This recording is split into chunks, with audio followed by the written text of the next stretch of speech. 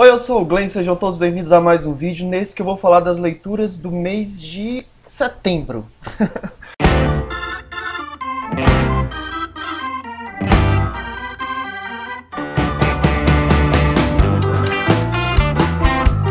Galera, que mês foi esse de setembro, hein? A política acontecendo, gente morrendo, gente se matando, gente se expondo ao ridículo.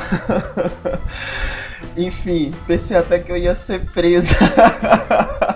E no meio dessa muvuca toda, dessa confusão toda, sob todo o estresse pelo qual eu passei, eu não deixei de ler, sabe?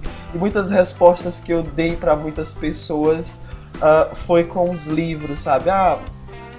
Vamos parar, galera, sabe? Teve momentos que eu chorei de testemunhar brigas, enfim, graças a Deus acabou, sabe? Passou.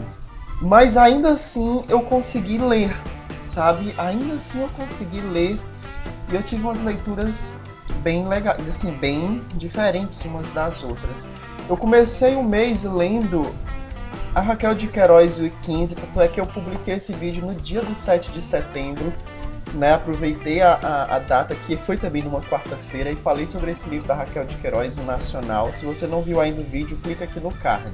Dando seguimento, eu li Madame Bovary, do Gustave Flaubert. Há muito tempo que eu queria ler esse livro, eu tinha curiosidade de ler esse livro, porque ele foi um marco de transição na literatura mundial, né? Foi daqui que nós rompemos com o romantismo, com todas as regras que vigoravam para você ter ali uma receita de bolo e escrever um romance, sabe? Não foi um dos melhores livros que eu li na minha vida, até porque, né, toda essa chatice que o livro passa não é à toa que esse foi o livro que marcou essa transição, né? Foi a partir daqui que os romances passaram a adotar essa nova vertente na literatura, digamos assim. Nesse vídeo foi muito bacana porque eu gravei com a minha amiga Camille, que veio da França, e um beijo pra Camille. Baisse-moi. Não posso dizer isso não.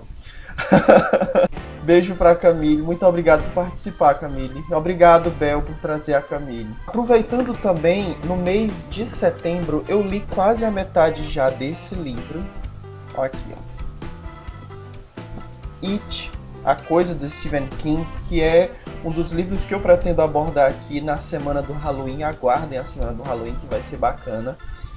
E, enfim, quando eu terminar de ler, eu vou falar, tem muitas coisas a falar sobre esse livro. Já tenho muitas coisas a falar sobre esse livro. E para concluir o mês, eu ainda li A Casa, da Natércia Campos. Na verdade, essa foi uma releitura, porque eu li esse livro em 2010, acho que foi em 2010. Naquela época, foi uma leitura difícil, foi uma leitura que eu percebi que eu não tinha tanta... Eu não conseguia penetrar na história, eu sofria muitos devaneios durante a leitura desse livro. E em razão disso, eu percebi que eu precisava reler. E não é que quando eu fui reler, eu tive a impressão de que foi a primeira vez que eu estava lendo esse livro. Aí você pergunta, Glenn, mas o livro é difícil, a leitura é difícil? Na verdade, isso se deve sobretudo à linguagem e pela estética do livro, pela estética da narrativa em si. Se você ler qualquer trecho, é muito bonito. É um livro com um texto muito bonito. Na minha opinião, o livro se tornou mais importante no fato de você conhecer os termos, pelo fato de você apreciar a escrita da autora, do que pela narrativa da história que ela tem para contar em si. Para quem não sabe, a história da casa vai contar a história de uma casa. E essa casa, ela é um narrador personagem, ela é um narrador observador. Ela vai contar como ela foi construída, por quem foi construída, e a linguagem em si da história se utiliza muito de enigmas. A autora precisou estudar o dicionário, inclusive, de falas e palavras regionalistas. E a Natércia Campos, para quem não sabe, é a filha do Moreira Campos, que é aquele autor daquele livro incrível, Dizem que os Cães Veem Coisas. Eu vou deixar aí no card também para vocês conferirem. E a gente percebe que ela herdou muito, sabe, desse dom da escrita do pai. Eu gostei muito dos pseudônimos que ela criou para dar nomes a esses substantivos abstratos, sabe? Tipo, a morte, a fome. Legal, a fome é a velha do chapéu grande. A Morte é Invisível. Ela dá muitos para a morte, mas eu me lembro bastante desse que ela chama A Invisível. E ela se utiliza também da descrição do pai dela, de dizer que a morte é... Lá vem a antiquíssima, sabe? Moreira Campos dizia que era a antiquíssima, atual e eterna. E nós temos uma sucessão de histórias, de causos que ela narra, que ela presenciou. Mas eu achei estranho porque da metade para o final do livro, ela não é mais somente um narrador observador. A casa começa a saber também, mesmo de coisas que não foram contadas sob o seu teto ou sob a sua vista, né? Porque ela vai contar as histórias pelo que ela presencia ali dentro, pelo que ela presencia aos arredores. Mas da metade para o final da história, ela começa a saber de coisas que estão acontecendo ali no meio do mato, de coisas que acontecem na serra, sabe? Eu achei um pouco estranho, como se a casa se desdobrasse num ser espiritual, digamos assim, que vai e volta, porque ela tem uma alma aqui. A gente não sabe bem quem é a casa, sabe? Em razão desse narrador é que esse livro é tão peculiar. Nós vamos perceber ali termos que são populares e conhecidos na linguagem regionalista. Tem alguns termos até da linguagem regionalista antiga, coisas que hoje as pessoas nem sabem o que significam. Mas tem outros que ainda são muito comuns, como ela se referir a rasga-mortalha, como ela se referir à botija. E tem uma sacada sobrenatural aqui também. A gente percebe aqui e acolá ela faz menção a seres que estão ali por volta da casa no escuro, à noite, nas datas específicas, sabe? Quando ela se refere ao lobisomem, quando ela se refere aos cavaleiros da noite, da escuridão, você fica assim até, meu Deus, você fica assim até um pouco com medo. E das coisas naturais, como um terrível caso de um morcego. A narração de casos de amor trágico, sabe? Como um moço que morreu. Com o couro do porco costurado em volta dele, que deixaram ele ali exposto ao sol para que o couro secasse e o espremesse até a morte. Gente, que cena horrível.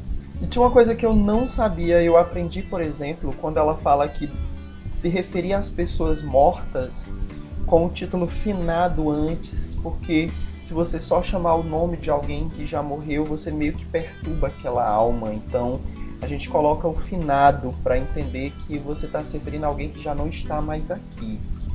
E essa leitura foi mais agradável ainda porque foi uma leitura em conjunto com a minha amiga Nara, e ela volta e meia pesquisava e me trazia algumas notícias interessantes, algumas informações interessantes sobre o livro, e ela mandou alguns áudios que foi bem interessante.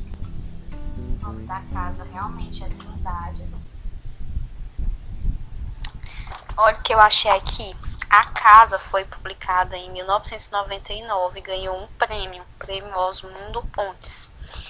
E eu tenho aqui um resumo crítico da época do meu vestibular. E aí tem algumas informações que eu não sabia. A casa foi construída pelo Francisco José Gonçalves Pontes, que era um imigrante que veio do Entre Douro e do Minho em Portugal, que é pai de Moreira Campos e avô de Natécia. Ela usou essa alusão ao avô dela, como se fosse o construtor da casa, mas claro que é uma alegoria, né? Com esmero. Ela fez uma intertextualidade com o Vinícius de Moraes. Gente, o livro é fininho, tem 89 páginas, mas apesar de ter 89 páginas, não é uma leitura para você fazer numa celeridade acelerada. Olha aí o pleonasmo, a redundância e a cacofonia. Mas tudo bem, vocês entenderam. Como disse a minha amiga Nara, é uma leitura em prosa poética, então é uma leitura para ser apreciada e para ser lido realmente com muita calma. Eu não li esse livro assim em um dia. Na verdade, foi uma semana mais ou menos. E então, minha gente, é uma leitura que eu recomendo demais, demais. Eu gostei demais de reler A Casa e eu sinto que eu precisarei reler mais uma vez no futuro. Eu tenho um apego muito pessoal com esse livro, sabe? Foi dedicado por uma pessoa muito especial para mim. Sobre outras leituras regionalistas, eu vou deixar aqui o vídeo no qual eu fiz o resumo das leituras do mês de maio, e naquele mês eu li Sortimentos, um livro de poemas de um autor aqui da região, que inclusive eu fiz até entrevista também. E vou deixar aqui embaixo o 15 da Raquel de Queiroz, se você não viu ainda, clica aí embaixo. Se você gostou desse vídeo, por favor, dê um like. Se você não se inscreveu ainda, se inscreva no canal. E comentários, galera, sempre bem-vindo e até o próximo vídeo.